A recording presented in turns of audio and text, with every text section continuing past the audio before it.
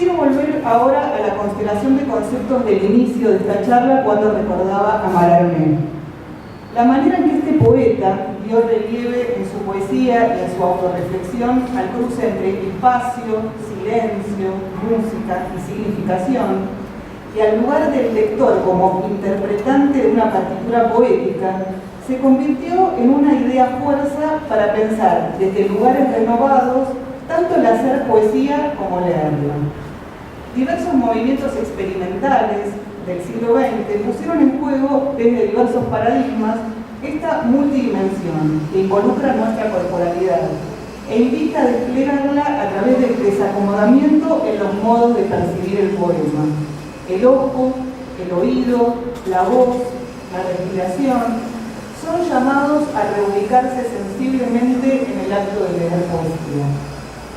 El uso significativo y provocador de los espacios en blanco, de las sangrías, de las variaciones tipográficas, de la ubicación del poema en la página simple o en la doble, procedimientos que dejaron de ser novedosos en la poesía para adultos, son estímulos de una musicalidad diferente a la que caracteriza la poesía más vinculada a las viejas formas. Como la sonoridad en la poesía escrita surge de un modo de seguir las indicaciones textuales y gráficas similar a la lectura de las notas de un pentagrama, el cruce entre palabras y su lugar en el espacio de la página tiene consecuencias sonoras. También, y esto es central en poesía, los silencios se leen y son parte del canto. Hay libros de poesía para niños en los que el juego sinfónico de códigos lingüísticos y visuales invitan a una lectura coreográfica de la mirada. El diseño gráfico, ese arte silencioso, se vuelve vital para dibujar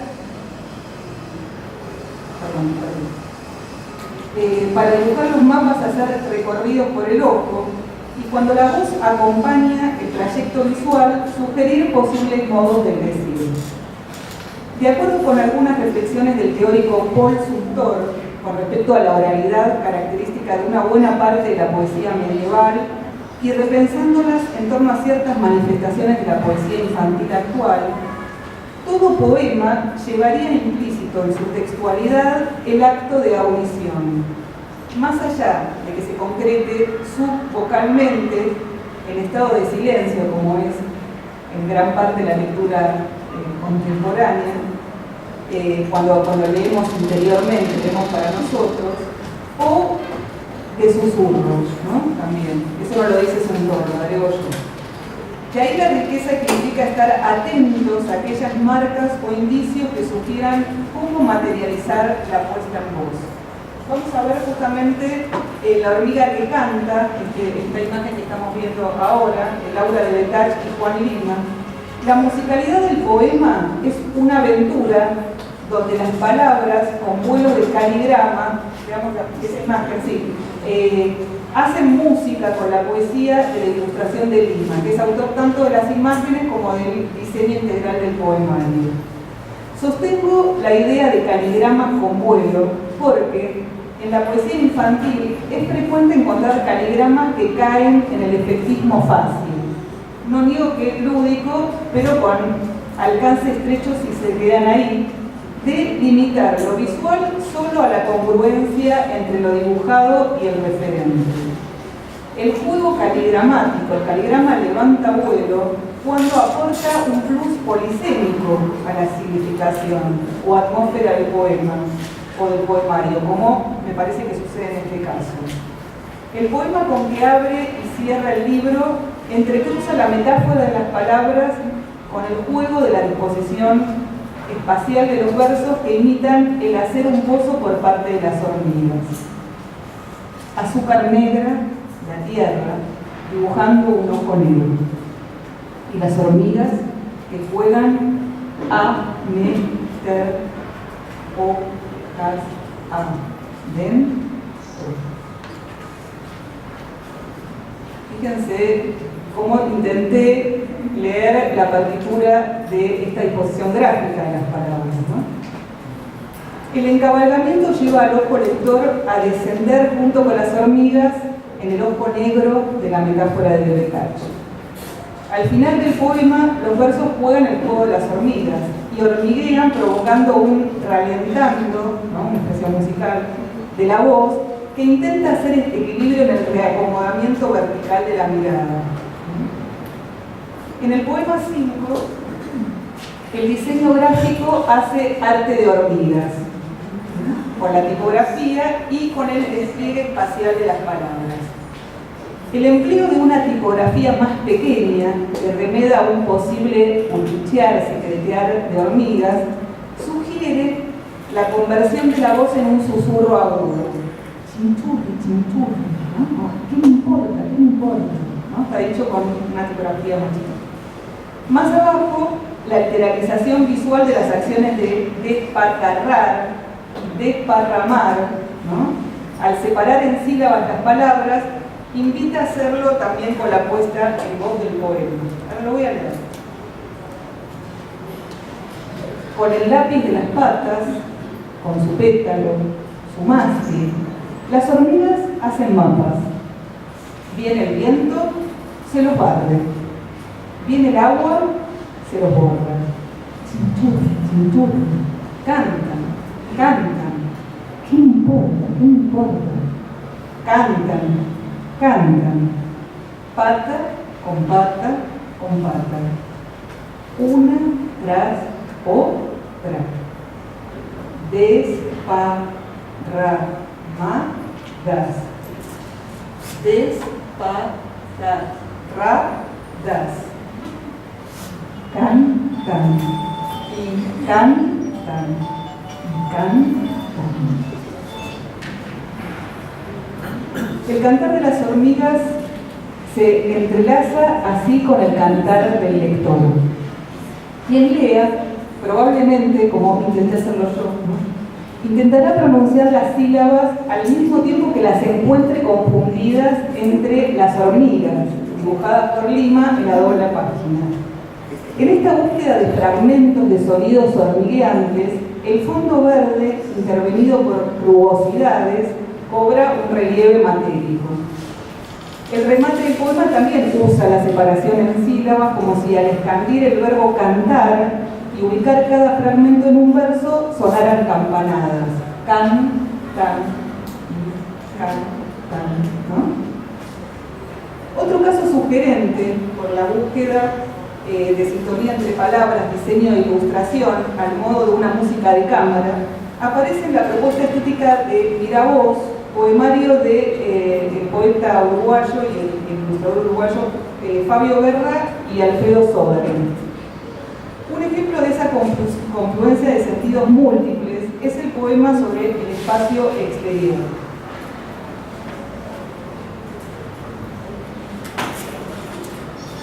El espacio exterior. El espacio exterior. Y pensar que una vez me caí de la cama. El espacio exterior. El espacio exterior. Caerse para arriba. La reiteración hipnótica del enunciado el espacio exterior, en versos ubicados en el tope de la página, en leve ascenso, hace juego con la variación en el tamaño tipográfico en los momentos justos. La sílaba pa, ¿no? ¿A poco Pérez, papá?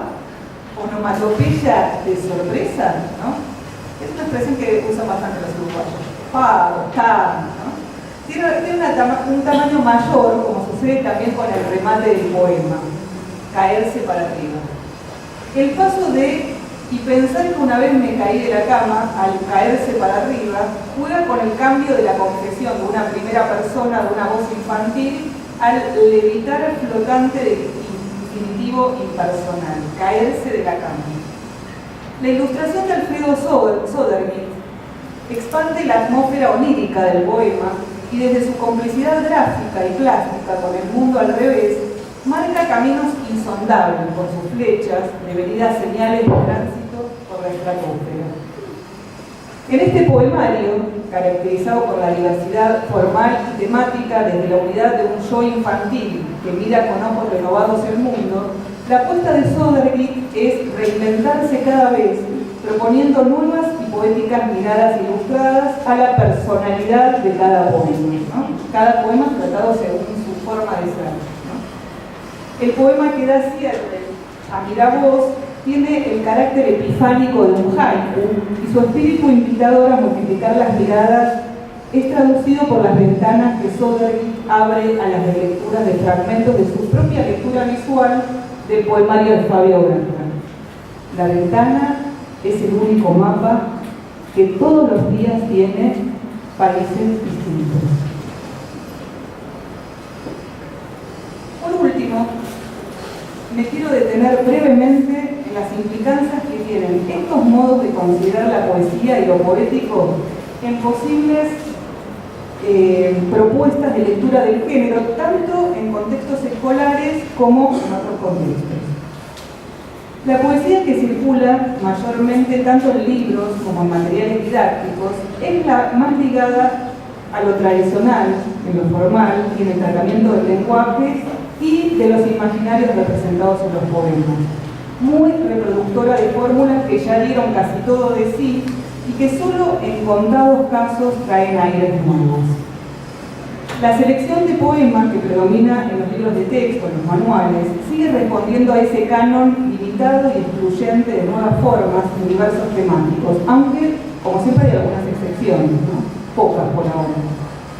Las definiciones de poesía que allí se leen, en su mayoría ponen el centro en la efusión de sentimientos, ¿no? En la cuestión expresiva, y en muchos casos ligan ese efluvio sentimental a la figura del autor, que es entronizado acríticamente en las propuestas. No es extraño que en muchas actividades el abordaje del llamado yo lírico aparezca tantas veces asociado a proponer un rastrillaje de lo que quiso decir o sintió el autor, borrando así el carácter ficcional de los poemas y planteando una variante de la teoría del reflejo en la que la poesía sería el espejo del sentir de quien lo escribe. No aparece una preocupación por el cuerpo o la textualidad del poema, por su materialidad, por las formas en las que juegan el espacio y el tiempo con la materia prima que es el lenguaje. Es un poco lo que estuvimos viendo.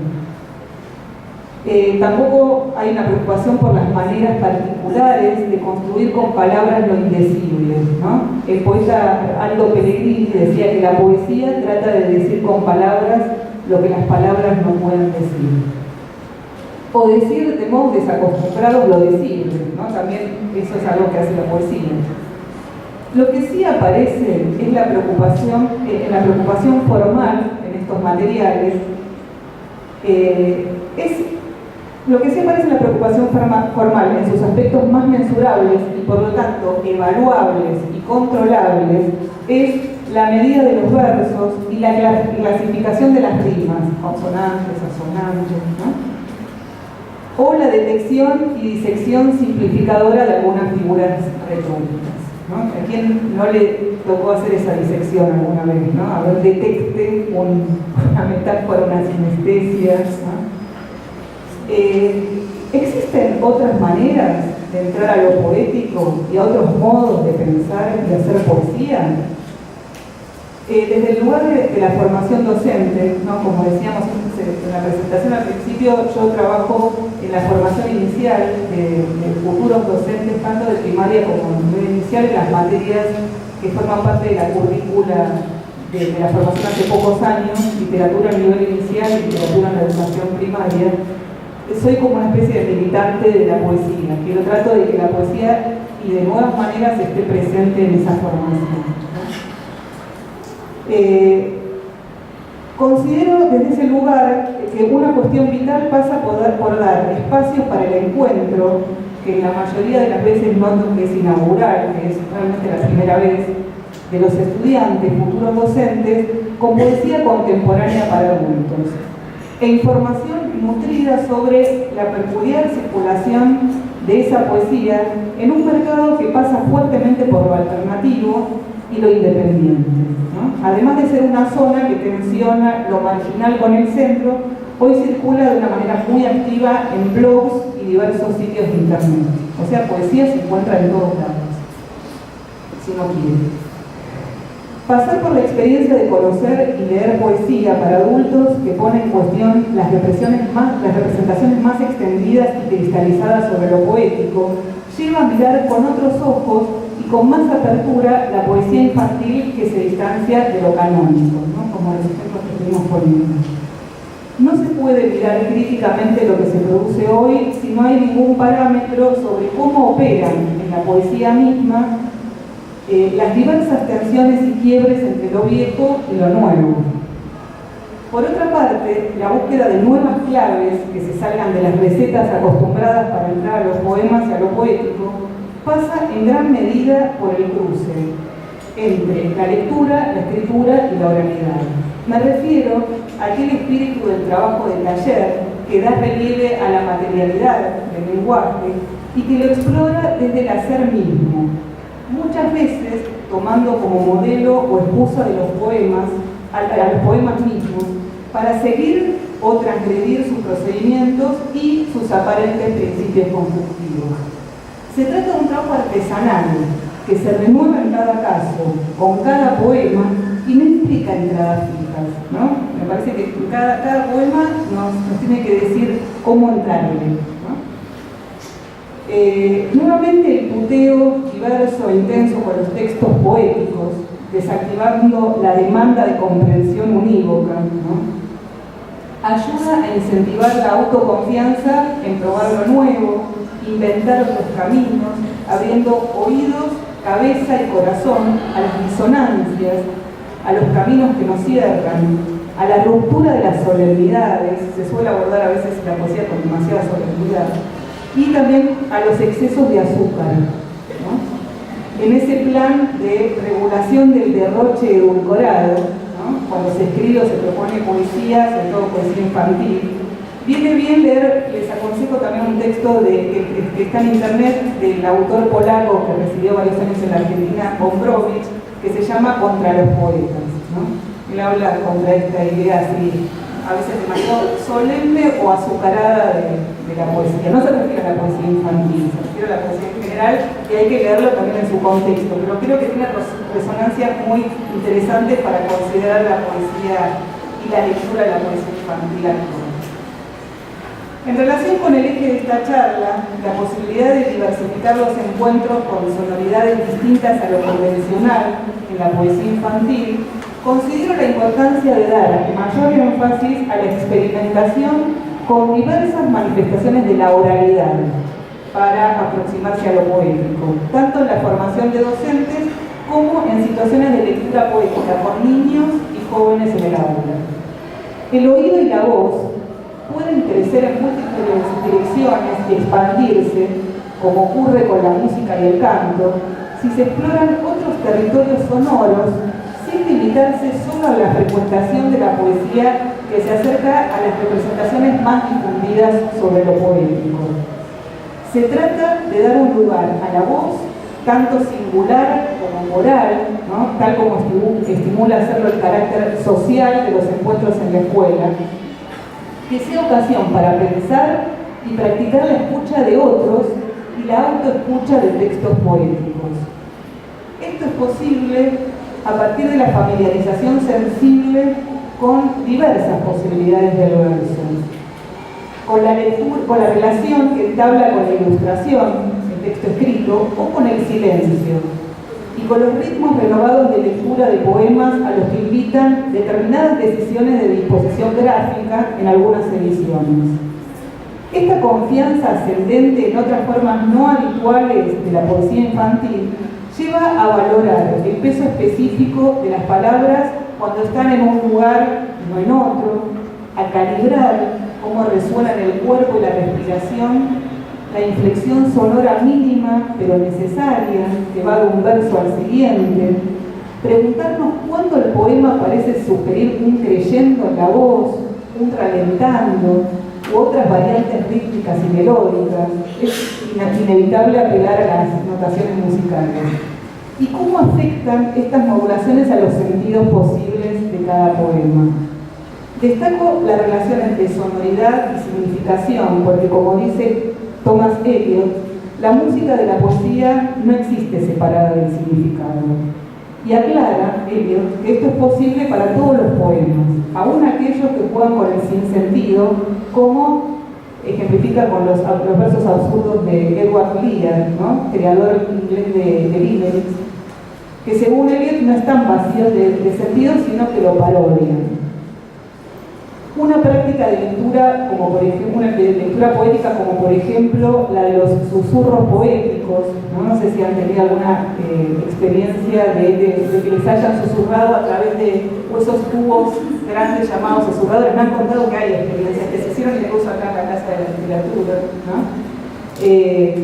Suponen la puesta en voz de poemas de boca a oreja por medio de susurradores, ¿no? Y es un camino interesante para explorar e indagar las posibilidades de la voz en relación con lo que pide cada poema en el acto mismo de compartir una poesía con otro. También los coros poéticos son experiencias colectivas de exploración de la relación de lo vocal con la corporalidad a partir del juego sensible con los significantes. En el contexto escolar, estas y otras formas de exploraciones que tienen un cariz performático son interesantes modos de vivir lo poético y sus diversos principios de construcción a partir de la propia experiencia de inscribir la poesía en la dimensión corporal, que va más allá de lo individual, en el espacio inevitablemente y evidentemente social de la escuela. La dimensión del libro como objeto, que desde su despliegue gráfico se abre al cruce entre sonidos y significaciones, es otro de los caminos a explorar.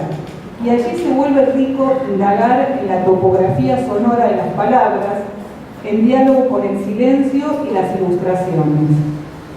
La percepción consciente de cómo se manifiesta la musicalidad, el espacio, el cuerpo y sus posibilidades múltiples en la lectura de poesía puede ser pensada en contextos de enseñanza como una construcción de conocimiento acerca de lo poético y sus formas desde una perspectiva diferente a las más transitadas. Quiero despedirme con un poema de Szymborska, Wisława Szymborska, una poeta polaca, que se llama Falta de atención. Ayer me porté mal en el cosmos. Viví todo el día sin preguntar por nada, sin sorprenderme de nada. Realicé acciones cotidianas, como si fuera lo único que tenía que hacer. Aspirar, expirar, un paso tras otro, obligaciones, pero sin pensamientos que fueran más allá de salir de casa y volver a casa. El mundo podría ser tenido por un mundo loco y yo lo tuve para mi propio y trivial uso. Ningún cómo, ningún por qué, o de dónde ha salido o para qué quiere tantos impacientes detalles. Fui como un clavo superficialmente clavado en la pared, o aquí una comparación que no se me ha ocurrido, dice entre paréntesis. Uno tras otro se fueron sucediendo cambios, incluso en el limitado campo de un abrir y cerrar de ojos. En la mesa más joven, con una mano un día más joven, había pan de ayer cortado de forma distinta. Las nubes como nunca, y la lluvia como nunca, porque era con otras gotas que llovían. La tierra giraba sobre su eje, pero en un espacio abandonado para siempre. Duró sus buenas 24 horas, 1440 minutos de ocasiones, 86.400 segundos que miraron. El cósmico saguar vivo, aunque calla sobre nuestro asunto, exige sin embargo algo de nosotros. Una cierta atención, un par de frases de Pascal y una sorprendente participación en este juego de reglas desconocidas. Será cuestión de aproximarnos atentos y sutiles a donde asoman los sentidos y ver cómo suenan cada vez en el espacio aéreo, escrito y dibujado en la tierra volátil de la poesía. Muchísimas gracias.